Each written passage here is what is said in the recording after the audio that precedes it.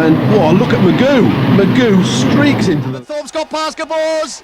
They lock handlebars as they go through, but Thorpe's done. Here comes Bradshaw to the outside of Bale. He takes over the number 2 position, and Bradshaw is not done.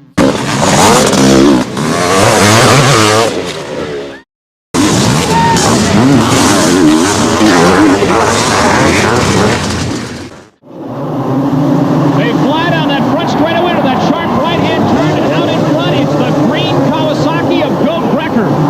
Brecker, born in Anaheim, living in Riverside now on the factory Kawasaki. In front, running in second place, it looks to be Jeff Hicks. Scott Burnworth right behind him. Burnworth into second spot, number 8.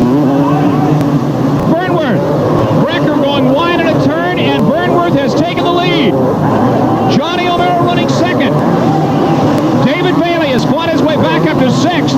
But this young man from Hamul, California, down to the Mexican border, Scott Burnworth on a production Suzuki RM250, is leading the best riders in the world. Whoa! David Bailey is serving notice. He's turning the fastest lap times. Bailey into 3rd, but it is Burnworth and Omara out in front. And there is Bob Hurricane Hanna trying to move up. Hanna, number 6, trying to move up to get into the battle in front. 1,000 plus is focusing their attention on Scott Burnworth and Johnny Omara as they rocket over the rockers. Oh, Omara trying to go in front, and Johnny's got it. The Johnny O Show taking the lead here at Anaheim. He kicks out to try to stay upright as he passes Burnworth. Johnny Omara has taken the lead. Scott Burnworth running in second spot. Holy Toledo, look at Omara. Whoa! Bailey is in 3rd spot now, trying to move up on Burnworth. So it is Honda, Suzuki, and Honda. 1, 2, 3. Honda out in front, 250cc. Here's Bailey. Bailey going by Burnworth. They are 250 cubic centimeters displacement and a minimum of 208 pounds, but they put out in the big goal this year.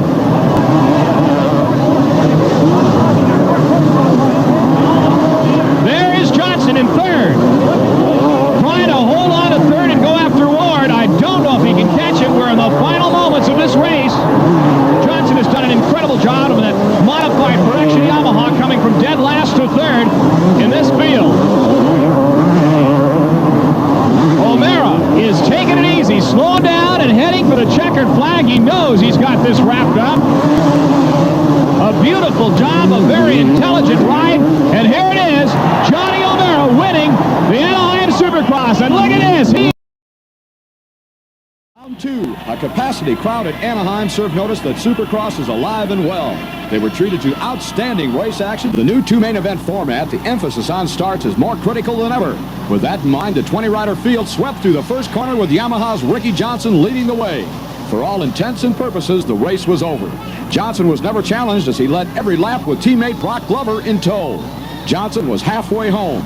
The second main would tell the story. Johnson failed to duplicate his first main event hole shot as Suzuki-mounted Scott Burnworth and Brock Glover battled for the lead. Glover found an inside line, and that battle was over. Burnworth fell even further off the pace as a trio of hard-charging riders stormed past in a dogfight for second. It was Team Honda's Johnny Omara, Ron Lechien, and winner of the first main event, Ricky Johnson. Lechien pushed too hard, went down, and took Johnson with him. Omara, now alone in second, closed on Glover but ran out of time. Glover took the checkered flag and the overall win. Backdoored out there, coming through the first corner. Holy smoke, Burnworth. Oh, Burnworth gets knocked down by Ricky Johnson in the second corner of the race. That's the Yamaha factory pilot in the orange and black, and he's under his bike. It's taken him a couple minutes to get back up. We certainly hope he's okay. You can see we got medical personnel right there on top of it, but he's getting back up and walking back towards his bike. So now let's go back to the leaders. Up in the top spot, you got Ricky Johnson in the lead. Whoa, there's another Bale in the stand. That looks like Brock Glover. And indeed it is. Brock, number 4 from El Cajon, one of the favorites to this race. Flag is out, and we've got an official start. Look at the lead that RJ is sitting upon. His very first race of the 1986 season for the Honda factory, and certainly he is putting on a great show. There he is, tripling the jumps, just like we saw him do earlier during qualifying. Ricky Johnson with about a 4, maybe even a 5-second lead at this point, which is real nice to sit on in the early going of the race, when he begins to go so fast that he actually moves around to the tail end of the pack that he left behind at the starting gate. Still about there, you get a good shot of the difference between first and second place. You've got to go way back behind before you see our runner-up. 9-second lead that he has. Well, there you can see Bailey already is beginning to catch up back behind him. You got to begin to wonder, perhaps could Burnworth be a little irked at what happened early on in the race? Could he be intentionally holding number 5, Ricky Johnson, back? That's part of team racing right here, and that is exactly what we're looking at. Burnworth very obviously is slowing down Ricky Johnson. There's Bailey right behind him, where before Bailey couldn't touch Johnson with a 10-foot pole. Heck, he could barely touch him with a 10-second pole. Now, here we go. He goes by the Yamaha, so he finally gets by Burnworth. Look at that. Burnworth pulled by within a matter of moments for David Bailey right there. Yeah, get out of the way, photographer. We want to get a look at this. It's the race for first place. This is the closest we have ever seen our top 2 finishers here tonight. Number 5 in the blue jersey from Honda, Ricky Johnson, also on a Honda. Number 6, David Bailey right back behind him as they cross the finish line. That's a lap rider they're going by right there. Number A.J. Whiting, he's at least 1 lap down. All along the side of the track, friends cheering them on, waving their fists, pointing to their heads, saying, think, guys, think. Got the youngster, and although he's not old, you got to call him the old. Again, we're looking at those monster roosts. Wow, a great pass, the way that Bailey went through there on the outside of the sand. He went a lot higher than Ricky, and Ricky very nearly T-boned him right there in the corner. So take back everything I said about those guys. They're going hog wild for the lead. It's an all-out battle for first place. Teammates or no teammates, only one of them can take home the title, and number 6, David Bailey, sitting on top of it right now. Again, having to wind his way through the clogged traffic at the tail end of the pack here. Number 5 is the only guy in camera view right now who is on the same lap. Everybody else, they're at least 1 lap down. It's a wide-open 1-2 punch, racing for the lead. David Bailey from Axton, Virginia, number 6 in the red and white. Well, another bump! And this time, Johnson is going to use the loss of Bailey's momentum to his advantage as he'll take the lead right back. So Ricky, who started off the race in first place, got held back by Burnworth, then got dropped back into second place by Bailey, is able to go ahead and steamroller right back up into the top slot. Bailey not about to give up. He's less than a bike length down. It's another tight corner just before the finish line. Very nearly side by side as they go up in the air. Ricky now with only 1 right now enjoying, well, it's about a bike length and a half, 2 bike lengths in certain sections of the track. Look at this. Bailey on the inside pulls the lead and takes it back again. That's the 4th time in a lap that we've had the lead change. So at this point, give me a chance to catch my breath. This is Greg Barbacovi along with David Stanfield, and through the miracles of television, you've thing at all. We still got a super tight race for first and second place. There you can see number 5, Ricky Johnson in the blue jersey, doing his best to try and regain the lead that he held for the very first part of the event. Ricky was the early leader. As a matter of fact, he and another rider tangled in the very first corner of the race. Burnworth went down. Ricky held the lead for the first third. Then David Bailey began his come from behind. Those guys knuckle to knuckle right now. Here, once again on the inside, Ricky trying to take the lead back, but David Bailey says, move over, Sarge, and he regains the lead. So number 6 and number 5, both of them from the very same team. That hasn't stopped them from some major league bumping and grinding, though, as both of these guys have been knocking each other and hay bales trying to maintain the precious gap that both of them have held at one time or another in the top slot. There's a very unusual picture right there. Who would have ever thought that you would see number 4, Brock Glover, former Supercross champ, being lapped, and there's Ricky Johnson, a great inside pass, and Bailey gets him back again. Holy fuck, these guys. Now Bailey comes to almost a complete stop, and Ricky Johnson's front tire almost climbed up the back of David Bailey's jersey. For the field and see that the white flag is out, so apparently we missed that last time, and everybody here in the stadium is up and cheering on their favorites. Of course, right now, taking a look back over his shoulder, number 6, David Bailey. Boy, a long, hard-fought race for the rider coming all the way out here from Virginia, a former Supercross champion, and he's starting off the 1986 Nippon Denso Series with a blast right here. A come-from-behind blast, nonetheless. Little tough landing right there, as he's probably thinking more about the checkered flag than anything else. And here it comes. The white flag out. The checkered flag is what you see. Johnson in front, number 1, number 24, Glover right behind him, and Ward right behind him. Johnson gets a good hole shot and sets the pace. Look at him into the whoops. Whoa! Johnson playing in the air with his feet. Glover in second spot and Ward in third. And Mickey Diamond goes down. Glover missed the ship. Ward moves into second, and he's moving up on Johnson. So Johnson in front, and Jeff Ward, his nemesis, passes him on the inside. Johnson I can't believe that. He moved over to the side, and Jeff Ward went right by him. David, what happened? He just doubled it. Nice and clean to the inside, and look at the triple. Now he's gaining a little bit extra there. He triples it. Johnson doubles. Possibly Johnson didn't want to jump on him. Ricky Johnson trying to catch up to number 3, Jeff Ward, but it is Ward's race at this point. Jeff Ward out of Mission Viejo, California in front. Johnson running in second, number 1. The crowd is standing and screaming their heads off. Look at Ward. He is the picture of smoothness around that turn. Over the jumps. And here comes Ricky Johnson, flailing in the air behind him. The crowd cheering on Johnson. Johnson trying. Oh, wait a minute. Johnson goes down. It's Ward in front, oblivious to what happened behind him. But Johnson went down. He is lying on the track, not moving. The flagman coming out to try to move the bikes around him. But Johnson is laying on the track. He has not moved a muscle since he went down. Jeff Ward comes around. The red flag comes out, and he is upset about that. Outside, coming around the turn. And Wardy in front with Glover running second. Glover goes to the inside, and Ward rockets around the outside and over the double jump. So Jeff Ward goes back in the same position he was in when the race was stopped previously. Ward in front, Glover running second. And look at Ward open up the lead now. Jeff Ward on the factory Kawasaki in front. When I'm out front, just try not to tense up and ride relax. And I usually do that really well when I'm out front. I usually have more problems when I'm in the back if you try way too hard and things tense up and things just don't go your way, and you just have a lot more problems. So really, I'm looking to be out front and have a smooth race. Can you come from the pack to win here at Anaheim? Well, if I get a bad start, I'm going to have to, I guess. I want to be in the winner's circle, and I'll do anything I can to win. And Jeff Ward is doing it tonight. The crowd standing and cheering, but he is slowing way down. I don't think there's anything wrong, Dave Stanfield. I think he's just taking it easy. He's cruising. Looks over at the crowd. He'll be waving at him. Look at the people. They love him. They love Jeff Ward here at Anaheim Stadium. But he's just putting around in the main event, heading for the checker flag. He knows there's no problem behind him. Nobody's gaining on him. He's got just an incredible lead. Back in the pack. Everybody's fighting one another. Meanwhile, Jeff is just taking a nice leisurely cruise. It's like a parade lap for him, which it is. A big victory here. He's always wanted to win Anaheim. Boy, he is just out in front, doing a little bit of styling there, but going very, very slow. He's waving at the pit people on the inside. There's the checkered flag, and Jeff Ward wins it. We'll be right back with the California Supercross Challenge.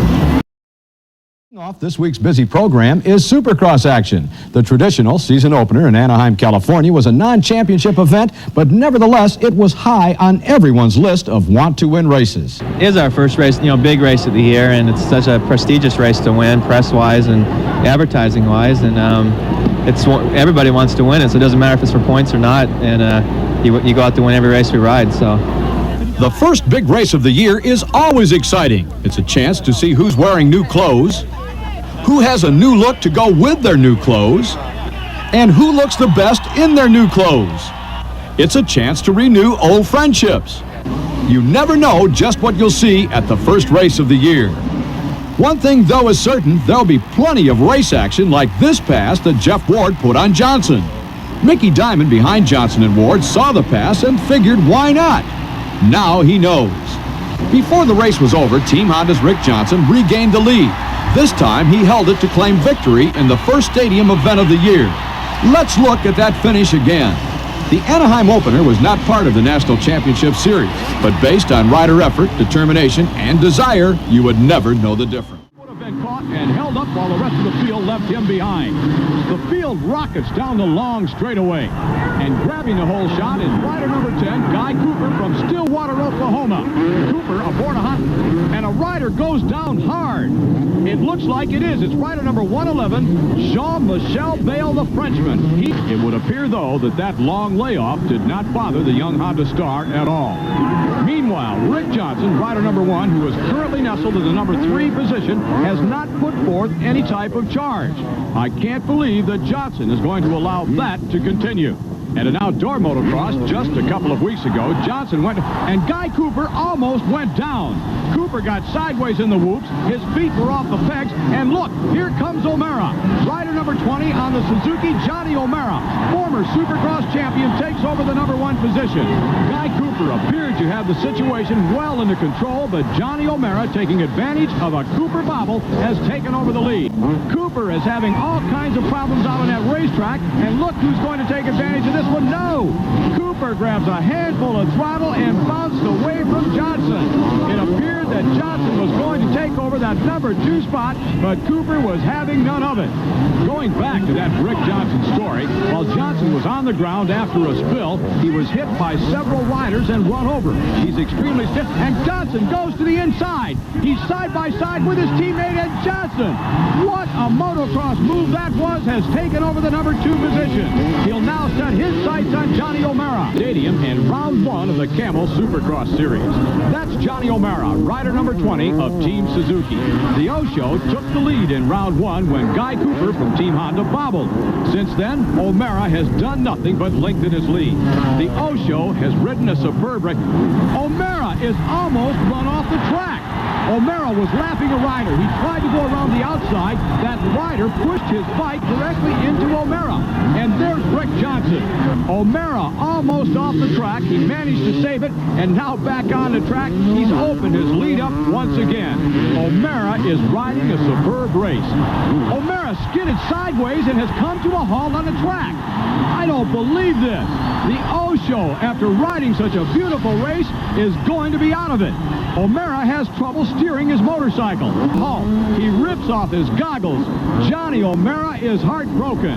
Meanwhile, the defending Supercross champion from El Cajon, California, has inherited the number 1 position.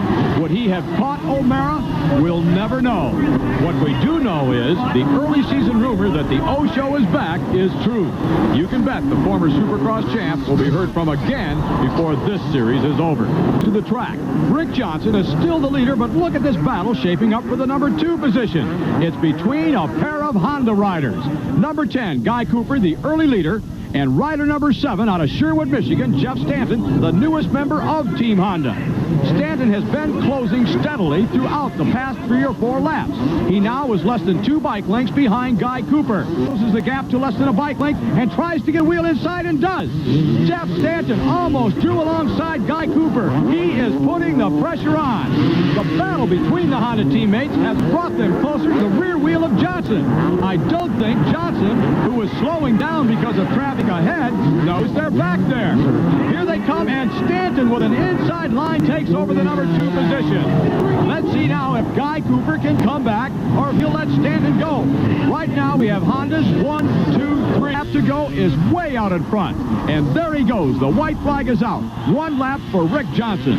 As this one is winding down, we'd like to give special thanks to the Mickey Thompson Entertainment Group for making this telecast possible. And to look at that, Rick Johnson with a thumbs up sign over the triple jump to the crowd. Now you know why they love him. As I started to say, special thanks go out to Scott USA for providing the on-bike camera in upcoming shows from San Diego, and the Supercross season finale at the LA Coliseum will again feature the Scott Bike Cam. In between now and that season finale, there'll be 12 more weeks of Supercross right here on ESPN. For the first time ever, the Supercross series will be followed from the opening round until a champion is crowned. And while we're giving thanks, let's give a call to the American Motorcyclists Association for their help in this telecast and in the series.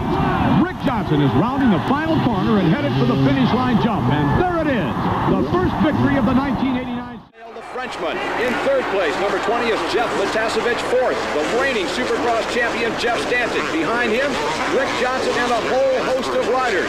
This Supercross is underway with all of the tough guys, the top guys. In the meantime, it's Damon Bradshaw out front. Dave, I have no idea where Bradshaw came from. To be honest, I thought Bale was going to walk away with a Supercross rider has to make, Dave, if he wants to find himself in the winner's circle.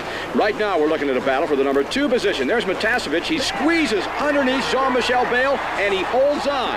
Matasovic, the same rider that Bradshaw tangled with in his heat race, has moved into the number 2 spot. Right behind him, Jean-Michel Bale. Damon Bradshaw in the white Yamaha, number 8, is your leader. He was your leader. Jeff Matasovic, with a good drive on the inside, carried Bradshaw all the way up to the bales. In fact, almost through the bales. He tried to put Bradshaw into orbit, and Bradshaw, not playing any of that game, got on the brake. But it was too late. The damage had already been done. Rider number 20, Jeff Matasovic, aboard that Kawasaki from La Habra Heights, California, had taken over the number 1 position. He doesn't want him to make the pass, obviously, and Bradshaw going everywhere he can. And look, there's the corner where they earlier almost collided. He does, Dave. He got the line out of that corner. He's got the drive. They're side by side. He'll have the inside going into this little camelback, and he did indeed make the pass. Bradshaw set that pass up at least 4 laps ago. An unbelievable situation for a rider this young. I don't know how he does it. The rider has the lead, has things going his way, when all of a sudden the cork is pulled, which happened to Matasovic when Bradshaw passed him. And we could be in a momentum situation here. He looks tired to me. He's starting to make mistakes that he wasn't making earlier. I'm not sure what it is with Matasovic, but I think perhaps the pressure of the race with Bradshaw's getting to him. He's just making little bitty bobbles, and that's what's letting Bale get to him. Now, Jean-Michel Bale has won 2 world championships. He did it in the 125 class, did it in 1989 in the 250cc class. I mentioned earlier that Bale had considerable Supercross experience here in the U.S. He ran 1/2 of the circuit last year, his best finish being a 2nd down in Miami at Joe Robbie Stadium, and he is all over Matasovic, inside, outside, you name it. Look at this. Looks like a replay of the Bradshaw episode. He's going to have the inside line coming into this right-hander. Boom! Out of my way, kid. I'm gone. Great move. That's a guts move. They can both fall down very easily. I think he's got this race in hand, and now all he's thinking about is how high he's going to jump when he gets to that final checkered flag. I'll tell you, if I were Bradshaw, I think I would be taking it a little more cautious. He has bobbled 3 or 4 times since the camera's been on him this last lap. But from where he is now, he can coast home. In fact, one good endo and he's across the finish line. There it is, a double bumper, hands off the bars.